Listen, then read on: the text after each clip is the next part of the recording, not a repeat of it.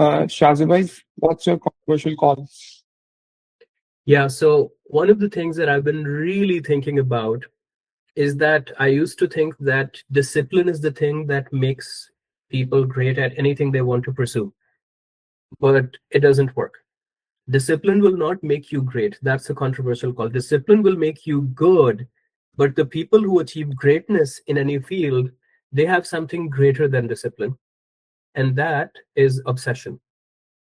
If you are disciplined at something, you don't have to be interested in it, right? So let's say that your parents are taking you for swimming, let's say 4 or 5 times a week. Just because you're in the pool, you will learn to swim, you will learn the different strokes. You can get better at swimming than other people who are not exposed to that pool environment for that long.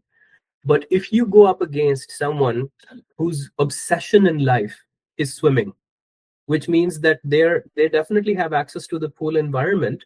They have access to the same coaches that you do, but on top of that, all the time they're just thinking about swimming, the mindset that they need, the nutrition that they need to have, the subtle changes in their techniques that they can do, even the people that they associate with, they're associating with swimmers, and they're asking people about how to get better, and if they're not better at something, they're seeking people out for advice. When you have obsession, you're basically living, eating, breathing, thinking about that obsession. So when you think about anyone in any field that has achieved greatness, now think about, let's just say, Steve Jobs is a very common example, but he was obsessed that you need to create a product that is so beautiful. Like he said, we made the buttons on the iPhone so good that you'd want to lick them, right? Like if a person is not obsessed with that, he wouldn't be talking like that. So you can tell if someone is just disciplined about something versus someone who is obsessed with it. And when you find something that you're obsessed with, right? That's something that is, or you can say, a curse and a blessing at the same time. The blessing is that you found something that you can just give 100% of yourself to, but the curse is that to be able to do it and give it everything, it requires a lot of sacrifice. So it's one of those things people say, I'd rather have a hardworking guy than a skilled guy. But so skilled makes you good. Having the skill and obsession alone makes you good. Having the discipline alone makes you good. But having both together is what makes you great. 100%. So let's take that as an example. If someone if someone has a natural proclivity for something, right? So let's say that I am really good at seeing patterns and I can do jigsaw puzzles. But that's something that I'm good at. There is some natural talent there, but I don't have any interest and obsession to really take it forward. Compare that with someone who might not have that natural ability, but they're putting in the discipline, but they're so obsessed with it that they can really develop themselves.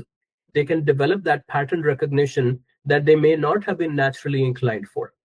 And obsession is something so fleeting. You have to do so many things to be able to figure out what you're obsessed about, right?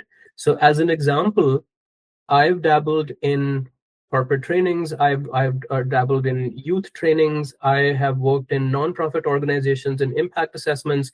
Now I work with investors managing billions of dollars to be able to see how they can actually manage their risk, environment, and social, or create impact.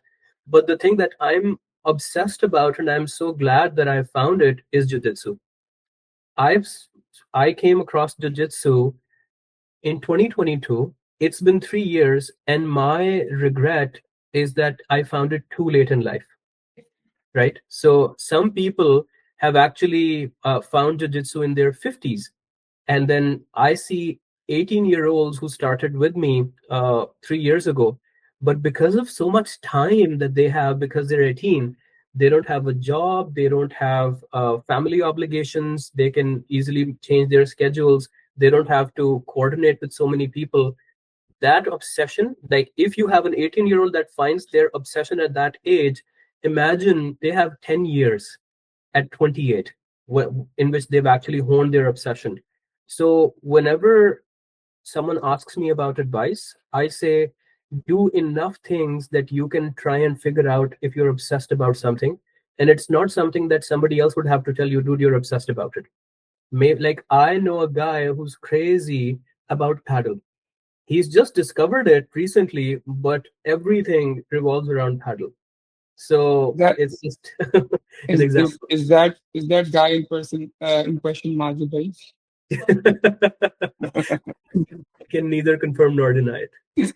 Acha, okay, is obsession is it already innate, or is it in you that you have to find, or if you do something so consistently sometimes you become obsessed about it? Very good question. The way I think about it is that obsession is not an innate ability. Like, everyone has the propensity to feel things, right? So you have a propensity to feel deep love. You have a propensity to feel envious, jealous, extremely happy. All of these are emotions. So I feel like obsession is the same thing. Everyone has the propensity to be obsessed with something, but the the chances that you're going to be doing so many things to find out what you're obsessed about, that's where most people just give up and they're like, I don't think I'm obsessed with anything, right? But how do you know? You've never really tried it.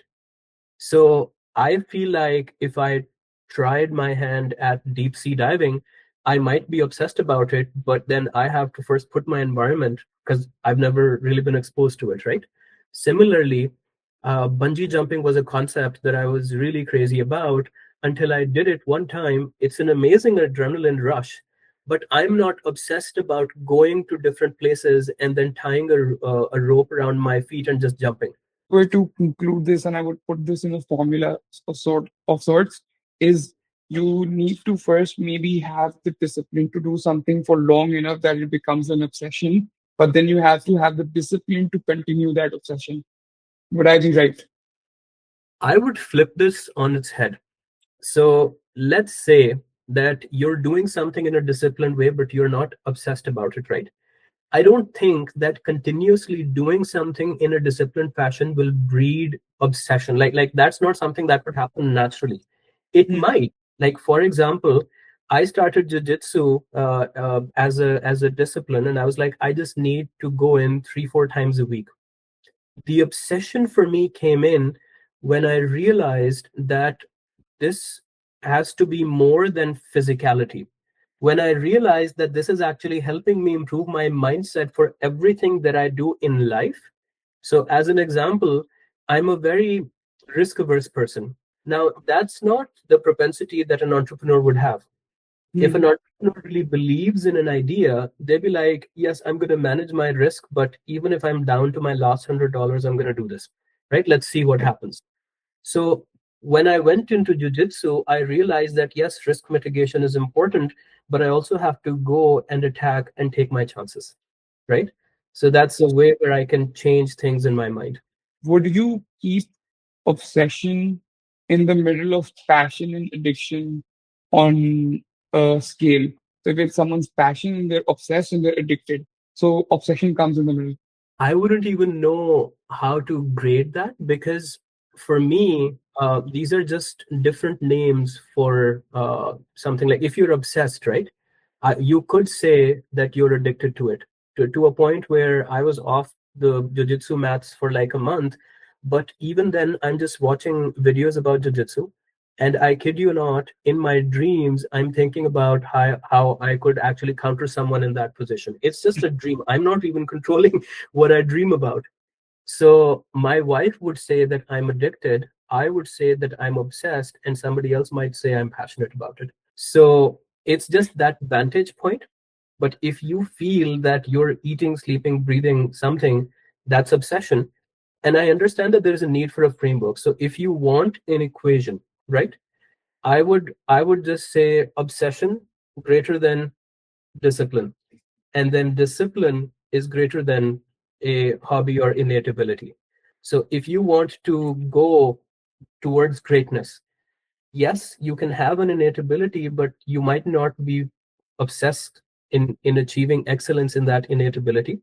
But if you do something in a disciplined fashion, That can come maybe from your value system, that can come from your environment, but it's just easy to be disciplined where your parents just made it very easy for you to go swim. But if you realize, like, some people are like, I've seen people who are obsessed with magic tricks, especially card tricks. So they'll be amazing at something else, like they might be a financial analyst or a doctor, but they will never be so happy talking to you about their career than they will be doing card tricks, right? So that's where obsession comes in. That's a good take to have. Jazakallah for coming on board. Uh, unless and until you have a final thing to add, I think that's where we're going to end this. That's perfectly fine. Thank you so much for organizing this, Talha.